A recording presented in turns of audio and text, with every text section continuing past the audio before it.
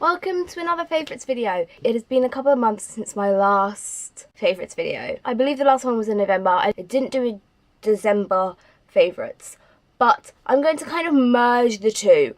I was originally just going to do a January favourites. Some of these things I have also been loving throughout December. The majority of this stuff is January favourites, but there's a little bit of December seeping in. I'm going to start with this shampoo. This is the Herbal Essences Bio Renew Repair Argan Oil of Morocco shampoo. Now, I tend not to stick with one shampoo unless I have just dyed my hair. Then I tend to stick with Tresemme, but usually I'll just buy whatever on offer. This is a new shampoo, I believe. This is only just new out, and I believe it was originally, it's usually £6, but it was on offer in Boots a couple of weeks ago for £3. If you remember one of my favourites videos in the summer, I talked about this miniature shampoo that I had bought from when I went away on holiday. And I can't remember what the brand was called, but it was in a little blue bottle and it had Moroccan oil in. It was different from this one. I know you're thinking blue bottle, Moroccan oil. It wasn't this one. And I really loved it. And I think it must have been the Moroccan oil in it, because my hair was feeling like extra soft. This one isn't making my hair as soft as the other one was. I just love the smell of it a lot. See, when you've got like a good smelling shampoo and you're just like excited to wash your hair and like use it. That is me. It'll probably go back up to £6. It probably already is £6 again. I'm not going to buy it when it's £6, but I've just been really enjoying this shampoo. Now I've got a couple of fashion favourites. The first is this jumper that I'm wearing that also ties in with another favourite, which I believe I have addressed in a favourites video before. But I got this jumper in a charity shop. I love charity shops. That is the other favourite that I want to address. 9 times out of 10 I go into a charity shop and I find nothing. But sometimes you find really cool things. And I found this jumper when I was in Dundee. I've got 4 jumpers that I've got from charity shops, and 3 of them were all from Dundee. This one was actually from a different charity shop. Like the 2 that I got last time in Dundee were from British Heart Foundation. I can't remember what the charity shop was called that I got this one, but it was a different one. But look at it. It's so cool. It's like cool pattern and it's really cozy. And that's what I want in life. A nice, cozy, big jumper. I got this for £1.99. £1.99. I don't know what brand it is because it doesn't actually say on the labels. But it's really cozy and cool. And I like it. I also have been loving these earrings. These are just gold cross earrings, and I've had these for years, but they were in a box that I had like a bunch of old jewelry in that I don't wear anymore. These were in it, and I was like, oh my god, these are a pair of earrings that I would 100% wear like now. And so I took them out from the jewelry box and I have been wearing them a lot. Next, I want to talk about some cool toys. 3 out of the 4 that I want to show are Stranger Things related, obviously, because I still Stranger Things trash. I'm going to start off with the thing that I got in December. This is a December thing. And it is this. Oh my god, right, this is a Demogorgon plushie. And I still can't believe I like bought this. This was a very spontaneous purchase. I'm definitely that person, as soon as I see something Stranger Things related, I'm like, I need that in my life. It's like by Funko, who do like the pop figures. I was just like, I just need that. Like, look at it. It looks kind of cute. It's got like a cute Demogorgon vibe going on, and I just have it sitting on my desk next to my Stranger Things lunchbox. Why am I so cool? I don't know. And then also, Stranger Things related, finally, you may remember that I spoke about the Stranger Things figures that I got a couple months ago. I got the other pack, finally, right?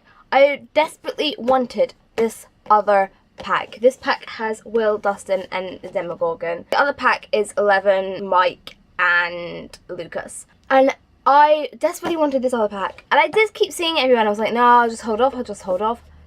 Don't hold off. Suddenly, you couldn't find the figures anywhere. Like, they weren't in Forbidden Planet anymore, which is where I'd seen them last time. And online, you could still get them online, but they had like, the price had like skyrocketed. They were then like £40, over £40. Whereas before they were about 20, and I was like, are you kidding me? I'm not spending like £40 on these two figures. And then my sister, actually, she was on her laptop and she found the figures on this website that she sometimes goes on, EMP I think it's called, and they were like £25. And so she told me, and then I was like, oh my god, right, I still really want them. So I decided to check on Amazon just in case they were a little bit cheaper, and they were £23 on Amazon. So the price had went down. I don't know if they suddenly like released more or something, or more became accessible, but I finally have the complete set. Well, it's like an exclusive pack, which was like a full convention exclusive, which I did see once in HMV, and it was like £35, and I kind of wish I just bought it. So like, I'm very unlikely to ever buy that pack, but I have like all of the kind of basic ones. And then the last two toy favourites are Dorbs. Dorbs are a bunch of figures that Funko also do alongside the pop figures, and I have decided that I much prefer these to pop figures. As much as I love pop figures, Dorbs are just cuter. They're cheaper because they are smaller, and because they're smaller, they're easier to like store. You can kind of store more. And two of my favourites are these ones here. If you saw what I got for my birthday haul, you would have seen this one before. This is 11, obviously, holding a little Eggo. My sister got me this for my birthday, and this one I just bought myself, and I'd got an Amazon gift card for Christmas, and I just went on and I bought Pennywise. Now on to some books. The first is one that I haven't actually properly started reading yet, but I wanted to show you it because it has definitely been a favourite find, and links in with charity shops being my favourite. If you don't know, I volunteer in a charity shop, and a couple weeks ago I found this, and this is Connor Franta's book, his second book, Note to Self. I've been meaning to get this book for ages. It was released last year, and I just never really got round to buying it. Connor Franta is one of my favourite YouTubers. He's one of the select few YouTubers that I still watch religiously and I still follow. I kind of don't really watch as much YouTube as I used to. I'm very picky about the people that I watch now. He was also one of the first YouTubers that I properly got into back in the day. This book I found for £1.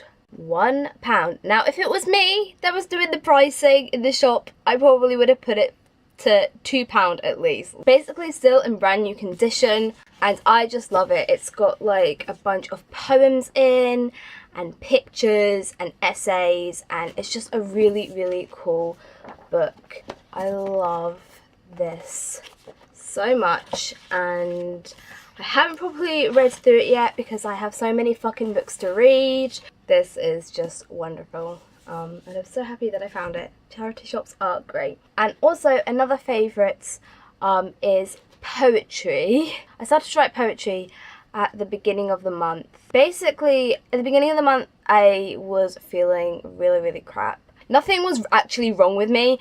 I was just had a really bad experience with the pill that I was taking at the time, or I had just stopped taking it at that time, but I think I was having some sort of fucking withdrawal effect or something. I found that writing poetry was helping me kind of get my emotions out. I kind of want to maybe do a separate video on this, but I find it really hard to talk to people, not just about feelings and stuff, and opening up about feelings, because I feel like a lot of people are like that. They find that difficult, but I do find that difficult, and then I also find just general talking and holding conversation really difficult, even with my friends and my family, and even like with my boyfriend. It's only recently that I've realised that it's actually a pretty big issue that I have, and I really hate it.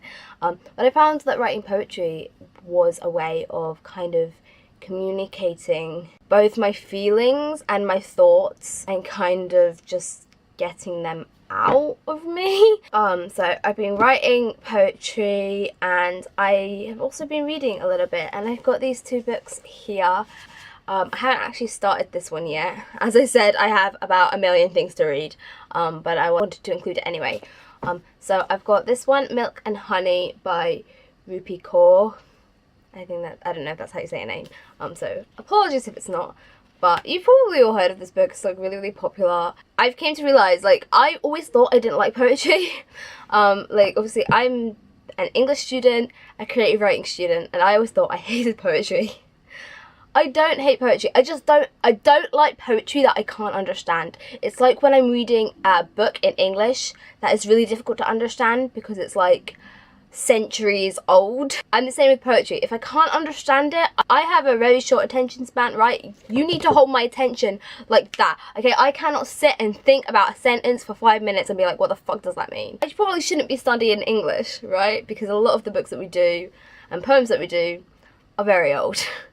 But anyway, what I like about this is that it's very easy and simple to read and effective, you know? You read it and you're like, oh, relatable. And then also this one is one that again was included in my what I got for my birthday haul, because my sister got me it, and it is Graffiti and Other Poems by Savannah Brown, one of my favourite YouTubers, even though she doesn't really upload a lot to YouTube these days. And this is just like a collection of her poems, which I haven't read yet, but I'm really excited to, because again, super easy to read and understand. I do have an Instagram account where I post my poems and stuff, which will be linked down below.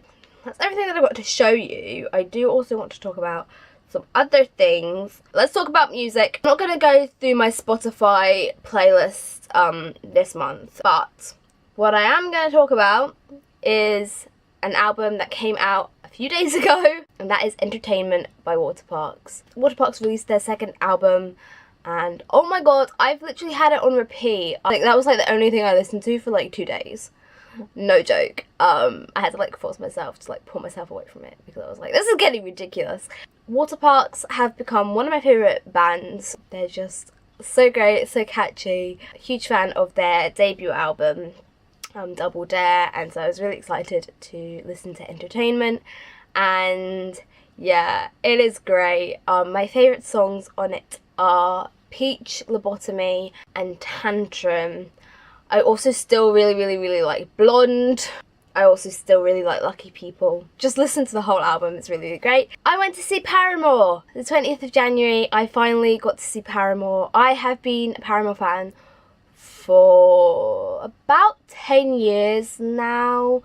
Just under 10 years. I started listening to them properly when they released Brand New Eyes, which I believe was out in 2009. So it's almost been 10 years, which isn't as long as probably a lot of people my age have been listening to them for. Like, I feel like a lot of people my age, if they like Paramore, they probably started listening to them during the Riot era. I wish I started listening to them during the Riot era, but I didn't. But I have been waiting a very long time to see them. Paramore are a band that I've loved for so long, and I just always go back to. That show was just like amazing. I was trying to hold back the tears. I was doing okay until they played Misery Business, and then I was like, oh no, this is it. This is the one that's gonna make me cry. It's gonna be very hard for any other gig of 2018 to top that one. I feel as if that Paramore gig is honestly just gonna be my favourite gig of 2018. It's gonna be very hard for any other to top it. I've also just been listening to them a lot more, because obviously I was listening to them beforehand to get like hyped for the gig, and now I just find myself like going and actively just listening to them more than I had been, especially Riot. The Riot album is just like one of my favourite albums of all time. I've got 2 TV shows that I want to talk about. First is just honestly my ultimate fave right now, and that is It's Always Sunny in Philadelphia. I never really watched a lot of comedy shows, and like sitcoms, and then, like, I went through a period of watching New Girl when it first came out, but then I kind of fell behind on that, and like falling behind in a few episodes eventually turned into falling behind on a few seasons, so then I just kind of stopped watching it, but I keep meaning to like watch it again and get back into it. But I started watching It's Always Sunny because Ryan, my boyfriend, really likes it, and he'd put it on a few times when I'd been like with him, and I was like, I'm gonna give this a proper shot, right? Okay. In the beginning I was kind of like, this is okay, this is watchable, I'll just kind of watch episodes here and there, and I was kind of slow getting through it. I think I was kind of slow getting through the first 2, maybe 3 seasons, and then I suddenly picked up speed and I was watching like 5 episodes a day, which for me is like really good, right? Okay, because even though these are 20-minute episodes, I have a very, very short attention span, and I can't be doing one thing for a long period of time. Another program that I've been loving, and I've kind of stopped watching because I just keep watching It's Always Sunny, and so I really need to get back into watching it again because I have been really enjoying it, and that's Black Mirror. And I think the reason that I've kind of like stopped watching it for like, I think I haven't watched it in like a week, I think that's because it's all separate stories, so I feel like I don't have to keep watching it. I can just kind of watch it whenever because it's all separate, you know, none of the episodes are related. But no, Black Mirror, I'm sure you've all heard about it because it's actually really, really popular right now. Wow, that show makes you think about technology and stuff in like a different way, and I'm not a very critical thinker, I'm not a very deep thinker, if that makes sense, but hell, sometimes it makes me think. I think I'm on like the last episode of season 3, so I've not got long to go until I've watched all of them. And now I want to talk finally about films, and actually a favourite for me this month has been going to the cinema, which is something that I didn't think I'd ever include in a previous video. I'm not the biggest film watcher, probably due to my short attention span. Films are just on for too long for me sometimes. See, even the shorter ones that are on for an hour and a half, I'm likely to be distracted. But when I'm sitting in the cinema, I am there to watch a film. I don't have any distractions, you know. I'm not gonna take my phone out like I am if I'm watching a film like in the house or at Ryan's or whatever. Like, it has my full attention, which is mostly why I prefer seeing a film in the cinema. And I've actually been to the cinema quite a lot this month. And I also partly blame the fact that the cinema closest to me has now decided to make all cinema tickets $4.99. 3 films that I've seen have hit the favourite spots. First one is COCO. It's a Pixar film, you know, Pixar films are usually great, but I will admit, I've kind of fallen behind on Pixar films a little bit in recent years. When I was younger, I used to like see every Pixar film in the cinema, more or less. I'd seen every Pixar film, and then I think it hit maybe like I think round about like Ratatouille time, Wall-E time, I kind of stopped seeing them every single year, and I only really actively saw the Pixar films that were like a sequel or like a, I was gonna say threequel, is it still a sequel? Like things like Toy Story 3, Monsters University, things like that, Finding Dory, because I'd obviously watched the other films when I was younger, and I kind of stopped watching a lot of Pixar films. I have since seen Ratatouille and Wall-E. Ryan made me watch them, and they're good. No, and Up as well. Like, I really started falling behind on Pixar films. But no, me and Ryan went to see COCO last week. It was really, really good. Like, it's been a while since a Pixar film has really, like, hit me deeply. I highly recommend it. Other film that I really, really, really liked was Jumanji. I'd never seen the original, still have not seen the original. I'd never even heard of it before, I don't think. But I'd seen the trailer for it, like, a few months ago, and also saw that Karen Gillan was in it, and I'm in love with Karen Gillan. I have been ever since she was in Doctor Who. She's like one of the female celebrities that made me realise I'm a little bit gay, and that's okay. That rhymed. But anyway, so I was like, gotta go see it because Karen Gillan's in it, and also because it looks like a funny film, and it was. I really, really thought it was good. The third film that I really enjoyed was one that Ryan wanted to go and see, and I just went with him. I hadn't even seen the trailer for it. I didn't know anything about it really.